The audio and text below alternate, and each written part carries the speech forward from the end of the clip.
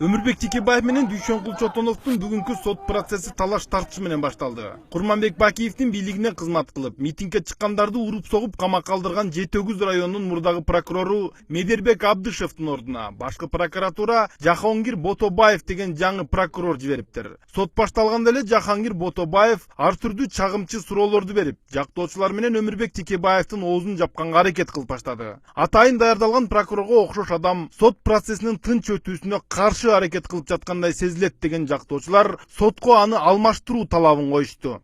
Начало процесса, самого первого начала процесса, данный товарищ, он провоцирует, специально провоцирует какие-то странные вопросы.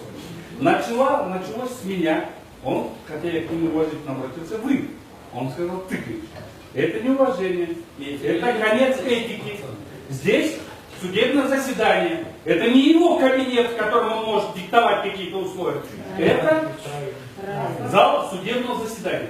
Бүгүнкү сот процессинде Мегакомдун азыркы директору Азат Базаркулов көрсөтмө берди. Эске сала кетсек, мындан мурда Азат Базаркулов Куранды кармап туруп, Өмүрбек Текебаевка бир дагы жолу жолуккан эмесмин деген деп жазат 24 KG агенттиги. Все СМИ пишут, что вы самый преданный человек Атамекен, ставленник Атамекен. Я бы просил, чтобы вы публично это опровергли. Я никогда не являлся ни членом никакой партии и до сих пор не являюсь. Мы когда-нибудь с вами встречались?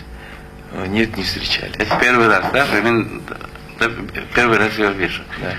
Ал эми бүгүнкү сотто теңирден тескери көрсөтмө берип, 2010-жылы Мегакомдун сырттан башкарган адамдын жардамчысы болуп турганда Талант Маткеримовдун суранычы менен Өмүрбек Текебаев, Шералы Абдылдаев, Кубатбек Байболов, Дүйшөнкул Чотоновдор менен жолуккам дейт. Бирок аны тастыктап берчү эч ким жок. Талант Маткеримовдун көзү жок. Ал эми Кубатбек Байболов беттешүүгө келгенде Базаркуловдун айткандарынын бардыгы карандай калп жана жалган экендигин айткан. Июнь айында кафеден жолуктук dedi. Тура?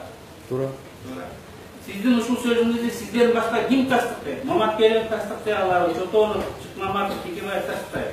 Ким тастыктайт сиздин сөзүңүздү? Вот силер айткан кишилер тастыктабай калат го. Билип коюңуз. Мен санаган кишилердин бири дагы тастыктабасам Базаркулов жалган айтып атат. Это преднамеренная ложь деди койду. Это клевета деди койду. Жолугушууга барганда мен юрист катары Мегакомдун тегерегиндеги кырдаалды түшүндүрүп бергем. Кантип 100% улутташтырып, кантип андан ары иштетип кетерин айткам дейт. Ошондо Альфа Телекомдун акционерлерин чогултуп, Модинди жетекчи кылуу маселеси көтөрүлгөн дейт Азат Базаркулов. Өмүрбек Текебаев ар бир маселени документтер менен тастыктап келет. Азат Базаркуловдун болбой калган акционерлеринин жыйынында Альфа Телекомго Алексей Модин жетекчи болмок деген сөзү жалган экенин убактылуу өкмөттүн декрети менен далилдеп берди. Мегаком боюнча декреттин көчүрмөсүндө акционерлердин жыйынын өткөрүү маселеси бар экен. Бирок башкы директорду алмаштыруу маселеси жок болуп чыкты.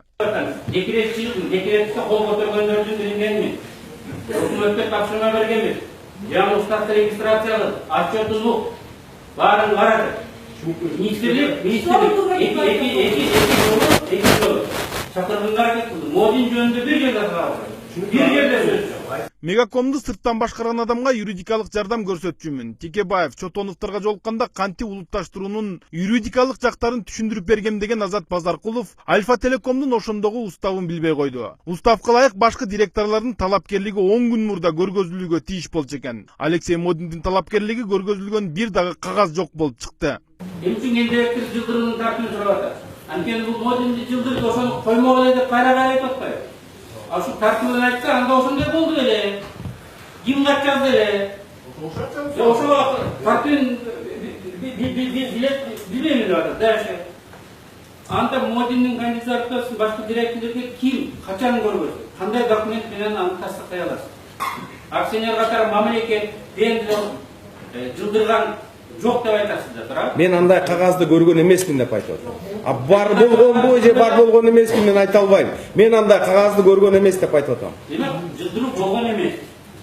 Азат Базаркулов көрсөтмөлөрүнүн бардыгында Алексей Модин менен 2010-жылдын июнь айында жолукканын айткан. Бирок Модин ал убакта Кыргызстанда болгон эмес. Акыркы сот процесстеринде бул маалымат белгилүү болгондон кийин дароо көрсөтмө өзгөрүлүп, Азат Базаркулов Модин менен июнда эмес, августта жолуккам деп калыптыр. Ал айтып атасыз. Август айынын аягында 2 Июнь менен августун ортосу 2 ай. Мурун барлык көрсөтмөңөрдө да июнда деген. Мен тиги внешне управляющий болоо менен бир жумадан кийин июндун аягында барам деп айттым. Азыр август деп айтып атасыз. Ушул жерде туруп августта Модинди чакырып, резюмени алып. Анан кийин барып ушул талан банкер нурсуна жолуктуу деп айтып атат. Мурунку берген 4 көрсөтмөңүз туурабы же бүгүнкү бергениңиз туурабы? Бул окуялар 7 жыл мурун болгон. Наверное, здесь сейчас никто из вас не вспомнит. Это от того, что было это в июне или в августе, я думаю, что сути не меняет. В принципе, я вам согласен. Возможно, я где-то что-то мог спутать только из-за того, что это много времени тому назад было. $1 миллион тууралуу Азат Базаркулов башкалардай эле ушак айын кеп угуптур. Өмүрбек Абдрахманов КТРден айтты. Кийин маркум Талант Маматкеримов орус ишкерлеринен акча алынган деген. Бирок кайсы орус ишкерлер, алардын аты жөнү тууралуу так маалыматы жок экен. Ошентип Азат Базаркуловдун көрсөтмөсүндө деле эч кандай факты, далил жана күбө жок. Маматкеровдун достору айтып атат, Азат Базаркулов алды деп. Айтып айта тургандар бар. Текебаев алды деп айтканды ким тастыктайт? Тастыктай аласыз? Жок, тастыктал. Мен көргөн эмесмин, мен тасталбайм. Жок. Маматкеровдун айтканын ким тастыктайт? Билбейм ким тастыктайт. Мегаком Кыргызстандагы бирден бир кирешелүү ишкана. Анын кызматынан айрылгысы келбеген жетекчиси айт деген сөздү айтары белгилүү иш. Бирок күбө Базаркулов базарда отурган 3 катындын ушагын айтып, Текебаев Алексей Модинди Мегакомго директор кылмак деген сөзүн далилдей албай койду. Болот Абдыжапаров, Ринат Элеманов, Сентябрь.